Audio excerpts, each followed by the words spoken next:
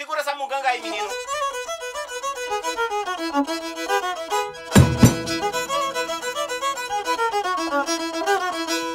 Bem, primeiro, é muito necessário enfatizar a escassez de pesquisas historiográficas sobre o sertão, né? Contemporaneamente, nós tivemos alguns avanços, mas se a gente for para a historiografia clássica, tradicional de Alagoas, a gente vai ter o Espíndola, né? Em 1871, que fala sobre Água Branca de um bem mínimo, algumas informações demográficas sobre a agricultura, mas nada que a gente consiga retirar uma historiografia mais aprofundada de fato do período.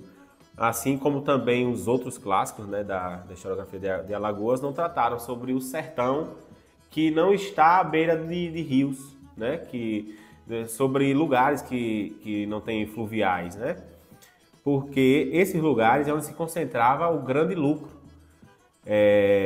Pesquisas mais recentes de Sávio de Almeida, por exemplo, o professor Edivaldo Nascimento, que fez um artigo extraordinário sobre o oeste de Alagoas, que denuncia justamente isso, né? A falta, a escassez, o esquecimento do sertão sem água, né? O sertão seco, o semiárido, né? Não que, obviamente, não tenha água totalmente, é claro, mas as condições das secas, né, elas tornavam esses ambientes mais precários e menos populosos, né? Tem outras pesquisas hoje, né, relevantes que nos ajudam a entender mais o período, mas o fato é que a historiografia tradicional ela não serve para tratar de forma específica a nossa região, né? Porque tem muitas e muitas especificidades e a Casa do Barão está dentro desse contexto, né?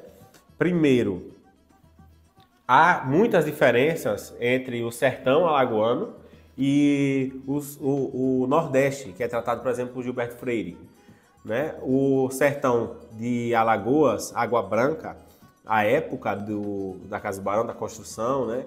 Entre o período de 1850 e 1888, que foi na morte do Barão, era baseado no patriarcalismo, né? O patriarcalismo que, né, se deu o nome de coronelismo por causa do título da Guarda Nacional, né? Guarda Nacional essa que era títulos em que os grandes proprietários de terras, os grandes comerciantes das regiões, eles ganhavam para controlar uma força armada que, no fim das contas, servia só para reprimir regionalmente os cidadãos, mas ela tinha o intuito de amenizar ou parar, em alguns momentos, rebeliões nas províncias.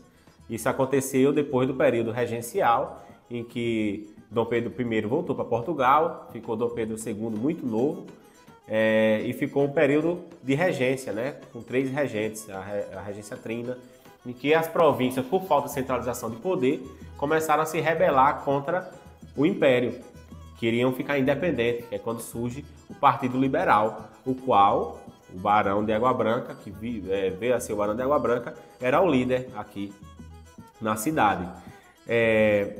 Os partidos, existiam o Partido Conservador e o Partido Liberal, né? Então o Barão estava inserido no movimento em que queria a separação das províncias, ou pelo menos a independência delas.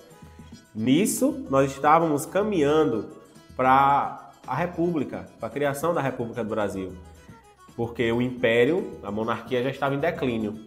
Inclusive, vem outro título em razão deste contexto, que é o de Barão, né? Com o declínio do Império, achou-se essa estratégia, né? O Dom Pedro II começou a dar títulos nobiliárquicos a grandes proprietários de terras, como o Barão, como grandes comerciantes, como o Barão, aqueles que controlavam algumas regiões comercialmente, para que ele influenciasse politicamente a região e estreitasse a relação com o Império, para que essas rebeliões provinciais se amenizassem. Então, o título do Barão, os títulos de baronato, eles foram dados nesse contexto. Muito bem descrito por Gilberto Freire em Nordeste, a história da cana-de-açúcar no Nordeste, né? É um livro, um clássico dele. Então, o barão, como um grande comerciante, foi indicado para a Guarda Nacional, que também era um título que poderia ser comprado, né? Precisamos de registro para comprovar que o barão, se foi comprado, se não foi comprado. Mas, de um modo ou de outro, ele era uma figura central, né? Era o patriarca, o coronel centralizador do comércio, né? Agropecuário, que ficava na Várzea do Pico à época.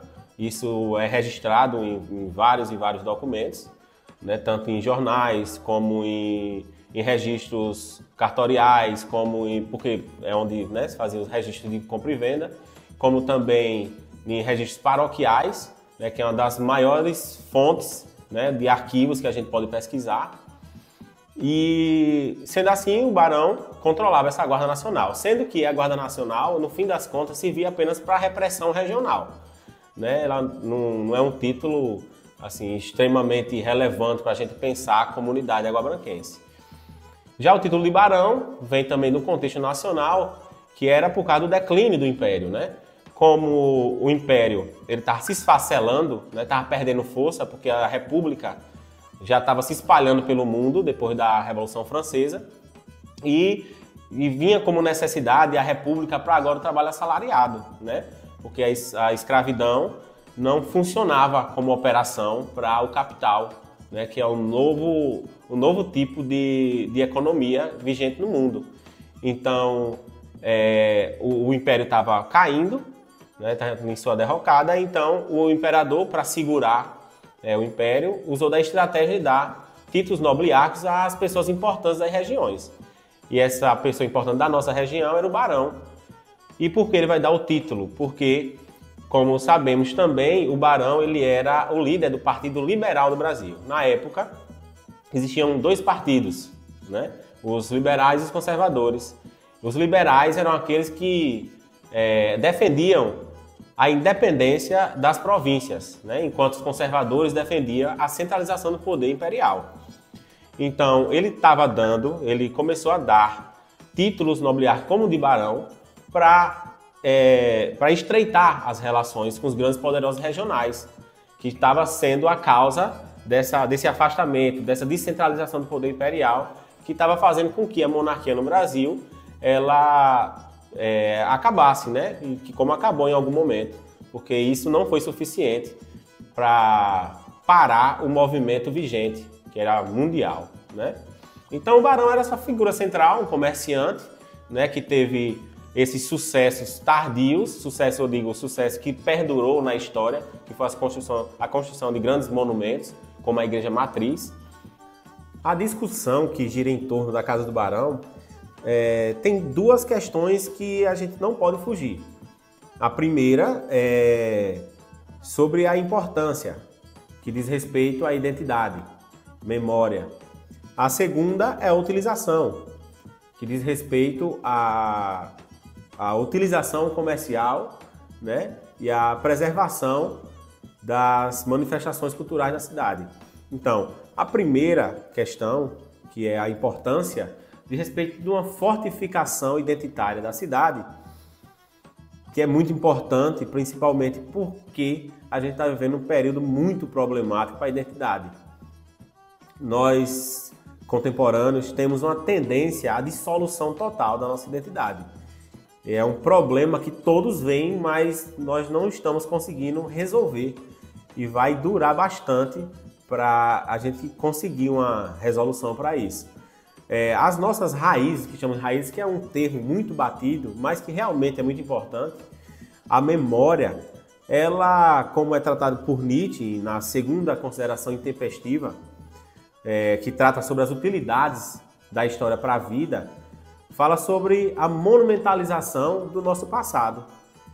Ele serve para que nós tenhamos uma grandeza que a gente não tem presentemente, para que a gente consiga avançar para um futuro de forma forte, né, segura, fixa, enraizada.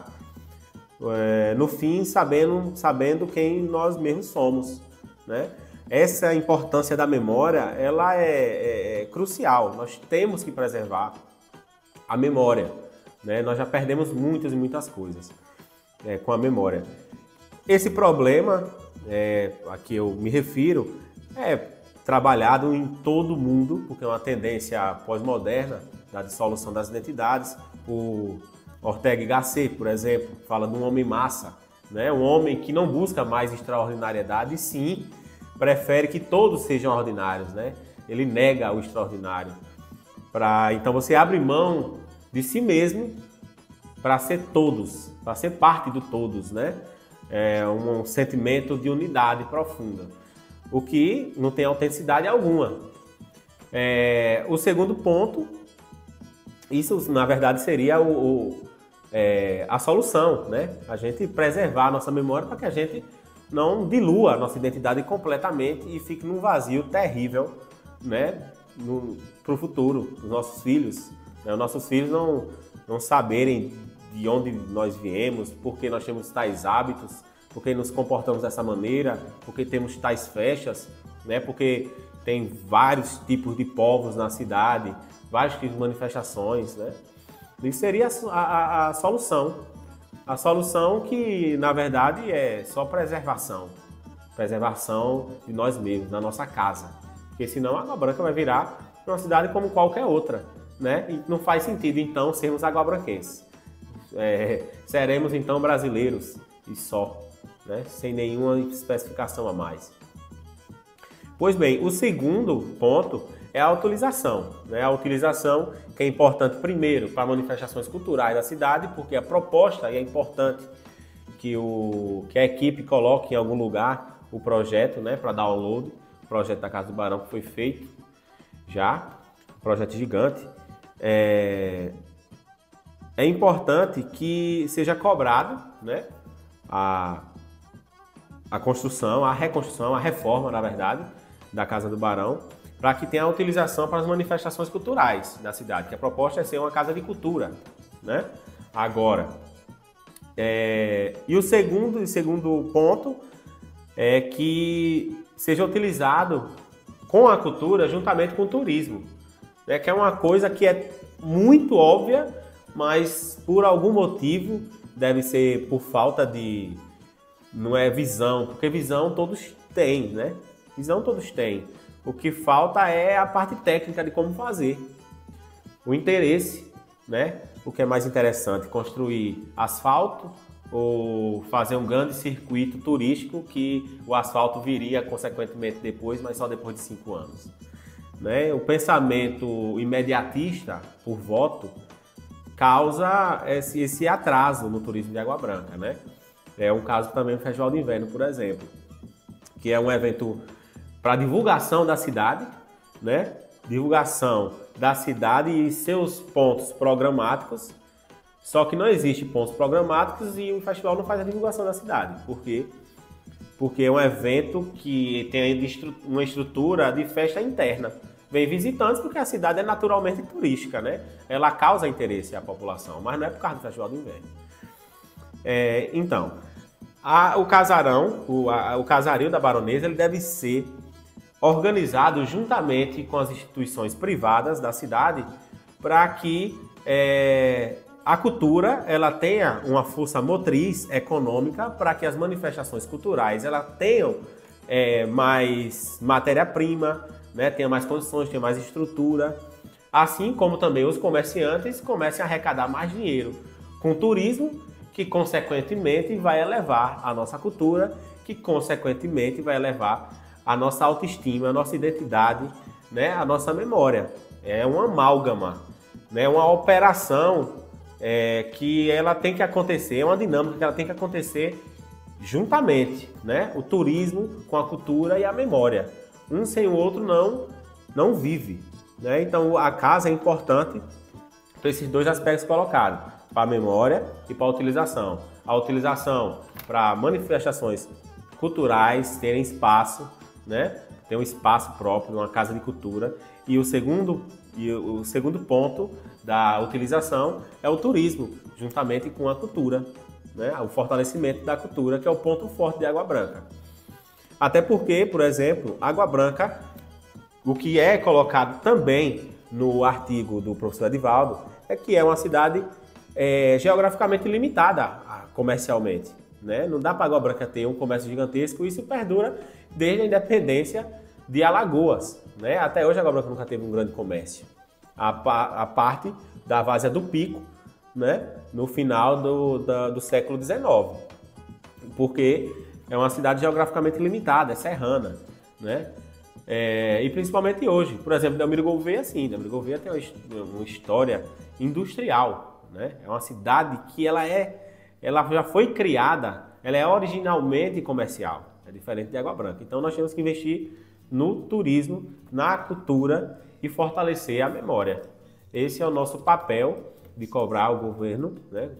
Cobrar o poder público para políticas públicas voltadas para o turismo, que é emergencial. A Casa do Barão tem essa importância e que pode salvar muito cidadão de imigração e de profunda tristeza longe da nossa cidade, para estar conosco, junto no dia a dia, feliz e onde deve estar.